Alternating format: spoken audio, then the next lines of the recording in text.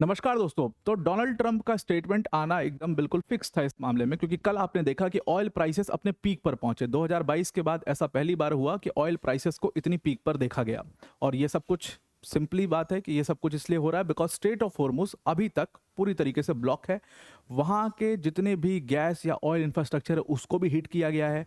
और ईरान ने पूरी ये कोशिश रखी है कि स्ट्रेट ऑफ हॉर्मुज को ब्लॉक करके रखे ताकि एक प्रेशर वो यूएस और इसराइल के ऊपर बन सके। उन्होंने यूएस इजरायली टारगेट्स को तो मारा ही है, कुछ और भी टैंकर्स को हिट किया है वहां पर। तो इससे पूरा ऑयल प्राइस कल पूरा अपने सर्च पर गया और उसके बाद ट्रंप का इसके ऊपर स्टेटमेंट भी आया। देखिए, ईरान के साथ एक चीज तो हुई है, ट्रंप ने इसमें कहा कि वॉर खत्म होने वाला है। और अगर इसको हम टेक्निकली देखें जो ट्रंप कह रहे हैं, तो ये बात ठीक भी लग रही है, क्योंकि ईरान के पास अब ज्यादा कुछ नहीं बचा। इसमें नेवी पूरा डिस्ट्रॉय हुई, मिलिट्री को काफी लॉस हुआ है। आईआरजीसी की स्थिति आपको पता ही है, एयरफोर्स है नहीं, ड्रोन्स इंटरसेप्ट किए गए, मिसाइल्स इंटरसेप्ट की गई। मतलब technically they don't have any more options left on the table, and the only option they have left they are left with is negotiations. और वो निगोशिएशंस में वो जब बैठेंगे, और वो निगोशिएशन शुरू भी होने वाली है, मैं भी इसके ऊपर भी चर्चा करने ही वाला हूँ। निगोशिएशन में जब वो बैठेंगे तो उनके पास कुछ ऐसा सिग्निफिकेंट चाहिए ताकि वो अपना निगोशिएशंस में अपना जोर जो है वो रख सकें।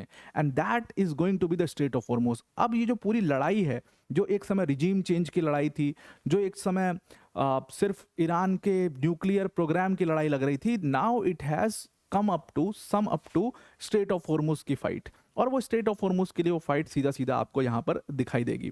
तो डोनाल्ड ट्रंप का सीधा स्टेटमेंट आया कि भाई स्ट्रेट ऑफ हॉर्मुज के ऊपर हम कब्जा कर लेंगे। यानी अपने आप में एक बहुत बड़ा स्टेटमेंट है। इसको एनालाइज, इसको समझना बहुत ज़्यादा जरूरी है। डिटेल में इसको डिस्कस करते हैं, पर वीडियो में आगे जाने से पहले एक बड़ी अनाउंसमेंट अन अकेडमी टीम की तरफ से कि आपको पता ही है कि अन अकेडमी ने इस बार यूपीएससी सीएससी का जब रिजल्ट आया तो पूरे परचम लहरा दिया। ऑल इंडिया रैंक 1 अनुज अग्निहोत्री वो अन अकेडमी के ऑनलाइन प्रोग्राम के स्टूडेंट थे। ये वही ऑनलाइन प्रोग्राम है जिसके बारे में मैं आपको बताने जा रहा हूँ, जिसमें आपको मृणाल सर, सुदर्शन सर जैसे एजुकेटर्स पढ़ाते हैं। And that makes a mark, और वो एट द लास्ट आपको वो पे ऑफ करता है। जब आप एग्जाम में बैठते हो तो आपको कहीं ना कहीं वो बाकी बच्चों से एक एज जो है वो साफ दिखाई देता है। इस खुशी में, क्योंकि अन अकेडमी का इस बार ऑल इंडिया रैंक 1 आया और ये हमारे लिए भी बहुत गर्व की बात है, तो इसलिए हमने अन अकेडमी ने प्लान किया है कि जो हमारा foundation course, online foundation course है, उसकी फीस है उसको सिर्फ और सिर्फ 6,999 कर देंगे। और अगर आप मतलब 18 मंथ्स का एक्सटेंशन लेते हो वो एकदम आपको फ्री में मिलेगा। तो 6,999 के अंदर ये पूरा फाउंडेशन कोर्स आपको मिलेगा, जिसमें मृणाल सर, सुदर्शन सर जैसे एजुकेटर्स यहाँ पर आपको पढ़ा रहे होंगे। प्लस अगर आप इसकी डबल वैलिडिटी लेते हो तो आपको 60% का यहाँ पर ऑफ भी मिल जाएगा।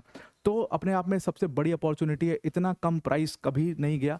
डिस्क्रिप्शन में इसकी लिंक है, उस लिंक पर क्लिक करके आप इस कोर्स को ज्वाइन कर सकते हैं, या आपको कोई जानने वाला अगर प्रिपरेशन करना चाहता है तो वो घर बैठे बड़े आराम से प्रिपरेशन को कर सकता है। Now I am coming back to the topic. तो हुआ क्या यहाँ पर? देखिए, हुआ क्या ये कि स्टेट ऑफ हॉर्मुज में ईरान ने काफ़ी ज़्यादा बवाल मचा रखा है। एक तरीके से मानिए तो जितना भी प्रेशर अगर ईरान बना पा रहा है, क्योंकि मिलिट्री से कोई प्रेशर नहीं बना पा रहा है, टेक्निकली अगर देखा जाए तो वो कोई लॉस भी नहीं कर पाया अभी तक। यूएस और इजराइल कोई बड़ा लॉस नहीं कर पाया, अनलेस और अनटिल एक जो अब्राहम लिंकन के ऊपर उसने अटैक किया, उसके अलावा कुछ ऐसा बहुत बड़ा ये लोग नहीं कर पाए। इसके अलावा अगर आप देखिए तो इनके पास बिल्कुल आइसोलेट हो गए, गल्फ कंट्रीज को अटैक किया और बिल्कुल आइसोलेट हो गए। अब सारी देश जो है वो यूएस इजराइल की तरफ एक तरीके से अलाइन हो गए। जो शुरुआत में जो वॉर लग रही थी कि भाई Iran versus US and Israel होगी, बाकी गल्फ कंट्रीज में शांत रहेंगी, बल्कि पीछे से हो सकता है ईरान को ही सपोर्ट कर दे, वो सारी चीज़ें जो है बिल्कुल टेबल्स टर्न हो गए और ईरान इसमें पूरी तरीके से आइसोलेट हो गया और एकदम कमज़ोर हो गया। अब एक ही चीज़ उसके पास जो उसको स्ट्रांग बनाती है, that is straight of Hormuz और उस पर उसका कंट्रोल। और स्ट्रेट ऑफ हॉर्मुज में उन्होंने अच्छा खासा इजरायली और अमेरिकन टारगेट्स वहाँ पर मार रखे हैं। तो यूएस ने ये, और ट्रंप की तरफ से ये स्टेटमेंट आया कि अब अगर एक भी इजरायली या उन्होंने यूएस के टारगेट को मारा तो पूरे स्टेट ऑफ हॉर्मुज के ऊपर यूएस कब्जा ले लेगा। ऐसे सीधी तौर पर ट्रंप की धमकी यहाँ पर आई है। अब ये धमकी आने का बहुत सिंपल सा कारण था, क्योंकि स्टेट ऑफ हॉर्मुज से 1/5 ऑयल सप्लाई निकलती है और वो ऑयल सप्लाई को इस समय पर पूरी तरीके से चोक डाउन कर दिया। बल्कि भारत ने भी, अगर आप देखो एलपीजी के केस में, आपको साफ साफ कई सारे शहरों में कल, बल्कि कई सारे शहरों में प्लांट्स जो हैं एलपीजी के बंद रहे। कई सारे एलपीजी प्लांट से बड़ा बवाल हुआ। एलपीजी की खपत, एलपीजी की जो कमी है वो साफ साफ दिखाई देने लग गई है। वो पैनिक जो है वो साफ साफ दिखाई देने लगे। मतलब अगर आप भारत में इस चीज़ को फील कर रहे हो तो बाकी देशों में भी ये चीज़ें फील हो रही हैं। वो चीज़ कल प्राइसेस के फॉर्म में भी दिखी। वहाँ पर क्या हुआ कि ऑयल प्राइसेस जो हैं वो अपने सबसे ज़्यादा प्राइस पर शूट किए। 2022 के बाद शायद सबसे ज़्यादा प्राइस ऑयल का हुआ, और जो एक कहा जा रहा था कि $120 पर बैरल जाएगा, वो पहुंच गया। और वो बिल्कुल एक्सपर्ट्स अपना बिल्कुल स्पेकुलेशंस बिल्कुल सही लगाए हुए थे। जो $60 पर बैरल से वो $120 पर बैरल पर पहुंचा, जो अपने आप में एकदम बिल्कुल दुगना का रेट हो गया। ये स्थिति हुई। अब इसके बाद लाजमी था कि ये एक बहुत बड़ा प्रेशर था ट्रम्प के ऊपर, क्योंकि वर्ल्ड इकोनॉमी के ऊपर ये बहुत बड़ा प्रेशर है, तो ट्रम्प का स्टेटमेंट इसमें आना था। अब हुआ क्या है वहाँ पर कि सुप्रीम लीडर जो नया बना है, that is Mushtaba Khomeini. Mushtaba Khomeini अयतुल्ला Khomeini के ही बेटे। सेम पॉलिसीज़ को उन्होंने एक्सटेंड किया कि भाई हम भी स्टेट ऑफ होर्मुज को बंद रखेंगे, निगोशिएशन नहीं करेंगे, और इनके इजरायली और अमेरिकन टारगेट्स को यहाँ पर हिट करेंगे। अब ये प्रेशर कहीं ना कहीं बिल्डअप होना शुरू हुआ, इसीलिए ट्रम्प को धमकी देने की जरूरत पड़ी कि भाई देखो, अगर आप यहाँ पर हमारे टारगेट्स को हिट करते हो तो ऐसा है कि स्टेट ऑफ होर्मुज अभी लेकर के तुम खुश हो, उसके ऊपर भी हम कब्जा कर लेंगे। ट्रंप ने कहा कि this war is pretty much over, और ये वॉर, ये चीज़ जो है, ये लाइन अपने आप में बहुत कुछ बयां कर देती है। This war is pretty much over कहने का मतलब बहुत साफ था कि भाई इस वॉर में अब कुछ बचा नहीं है। इसराइल और यूएस ने पूरी तरीके से इनको डिस्ट्रॉय कर दिया। ईरान के पास अब ज़्यादा कुछ है नहीं, बहुत जल्दी ये सरेंडर कर जाएंगे और निगोशिएशन होगी। उसमें निगोशिएशन होगी, फिर उनके पास एक ही ऑप्शन बचता है, वो यही बचता है।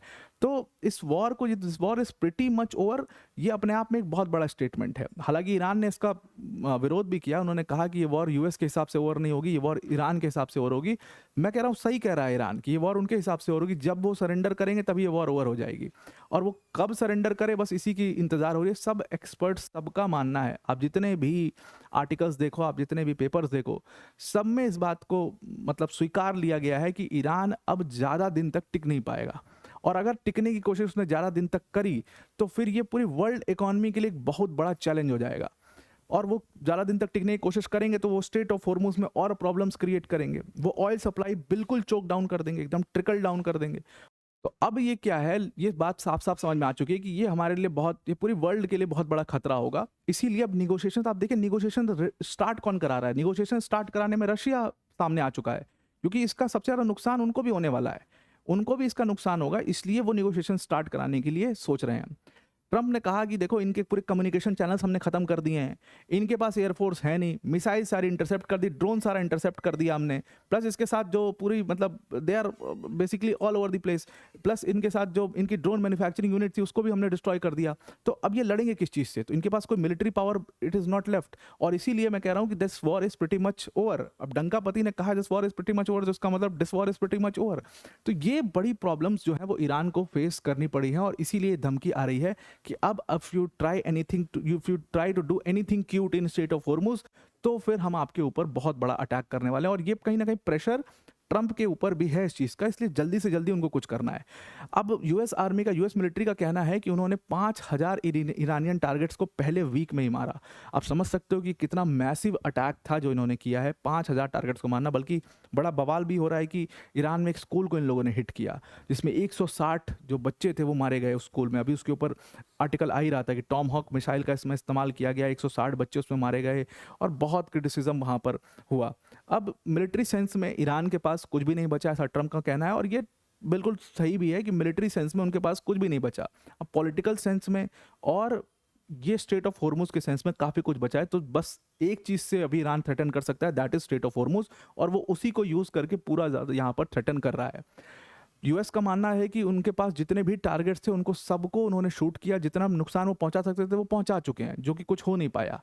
तो अब अगर वो कुछ भी करते हैं स्टेट ऑफ होर्मुज के अंदर में जिससे कि ऑयल की सप्लाई के ऊपर इम्पैक्ट पड़ता है, तो फिर यूएस पूरे स्टेट ऑफ होर्मुज का कब्जा ले लेगा, और यहाँ पर सीधा ईरान को नक्शे से मिटा देने की बात भी बोलते बोलते ट्रंप ने कह दी। ट्रंप ने तो ये तक भी कह दिया कि ईरान जो है वो नक्शे से मिट जाएगा, ईरान जो है उसको, उसका नाम आप कभी दोबारा सुनोगे नहीं। ये बात अपने आप में बहुत बड़ी बात है कि ईरान का नाम मिटा देना, ईरान को नक्शे से मिटा देना, ऐसी चीज़ें जब आती हैं तो साफ साफ फ्रस्ट्रेशन जो है वो दिखाता है। And he is really frustrated with state of Hormuz. उन्होंने कहा, अब अगर आप थोड़ा सा इस सेंस में, टेक्निकल सेंस में हम भी थोड़ा करें कि जो ट्रंप ने बोल दिया उसको क्यों माने, तो स्टेट ऑफ होर्मुज को अगर आप देखो और अगर हम इसको एनालाइज करें कि क्या सच में यूएस इस पर कब्जा कर सकता है, क्योंकि देखो ईरान तो वहीं बैठा हुआ है, अब यूएस क्या इसके ऊपर कब्जा कर लेता है? तो यूएस के पास काफ़ी सारे बेसिस हैं।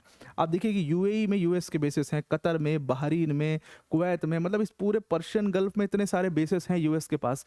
तो जब यूएस वहाँ मेनलैंड पर बैठ करके या इजराइल में बैठ करके ईरान को इतना हिट कर सकता है, तो ये सारे बेसिस से वो स्टेट ऑफ होर्मुज को क्यों नहीं कंट्रोल कर सकता? बिल्कुल कंट्रोल कर सकता है।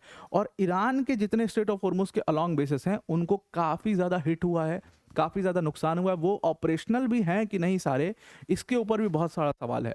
Because now they will start targeting the basis, the Iranian basis along the state of Hormuz and Persian gulf.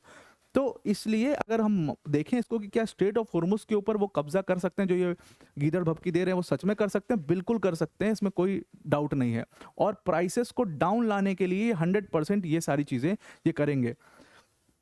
अब देखिए क्या है कि जो स्ट्रेट ऑफ होर्मुज का पूरा मतलब जो पूरी कहानी थी वो अब सम अप होकर के यहाँ तक पहुँच चुकी है। ये कहानी शुरू कहाँ से हुई थी? ईरान में रिजीम चेंज से, जो कि हो नहीं पाया। तो इसीलिए मैं इसलिए भी एक वीडियो मैंने बनाई भी थी कि बहुत कंफ्यूज रहते हैं, कभी कुछ स्टेटमेंट आते, कभी कुछ स्टेटमेंट आते। अब आप देखोगे आज की जितने भी स्टेटमेंट्स हैं वो सारे स्ट्रेट ऑफ होर्मुज के ऊपर हैं। इन्होंने कहा कि अगर स्ट्रेट ऑफ होर्मुज में अब ब्लॉक करने की कोशिश की ईरान ने, एक भी ऑयल टैंकर ब्लॉक करने की कोशिश करी, तो यूएस उनके ऊपर 20 टाइम्स ज़्यादा पावर से हिट करेगा ईरान को। मतलब आप समझ सकते हो जितना अभी उन्होंने हिट किया है उससे 20 गुना ज़्यादा अटैक शक्ति रख करके उसको हिट करेगा।